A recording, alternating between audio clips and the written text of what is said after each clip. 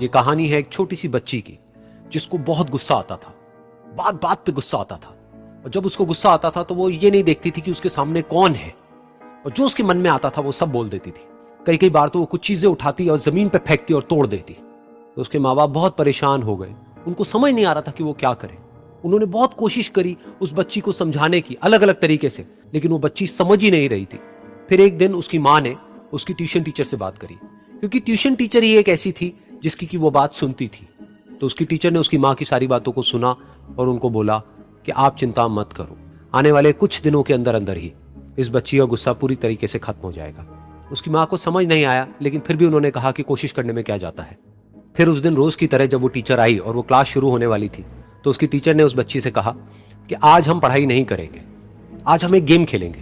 तो बच्ची ये सुन करके बहुत खुश हो गई। फिर टीचर उस बच्ची के साथ में उस घर के पीछे एक दीवार के पास में जाकर के खड़ी हो गई, और उस टीचर ने उस बच्ची को कहा कि गेम ये है कि अब जब भी तुम्हें गुस्सा आए, तुम्हें कील लेनी है और यहां पर आकर के इस दीवार में गाड़ देनी है, थोड़ी सी, जितनी हो सके।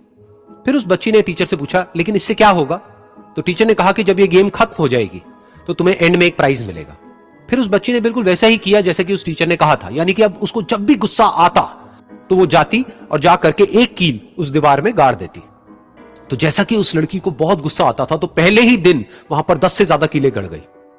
लेकिन उन कीलों को गाड़ने के लिए उसको बार बार पीछे जाना पड़ता और जा करके उस कील को गाड़ना पड़ता। तो उसके दिमाग में आया कि जितनी मेहनत मैं लगाती हूं उस कील को गाड़ने में, उससे कम मेहनत में मैं अपने गुस्से को कंट्रोल कर सकती हूं।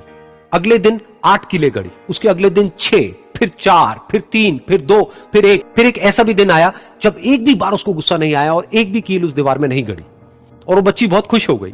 खुशी खुशी वो अपनी टीचर के पास में गई और जाकर के उनको बताया कि देखो मैम, आज मैंने एक भी कील उस दीवार में नहीं गाड़ी है, क्योंकि मेरे को एक बार भी गुस्सा नहीं आया है।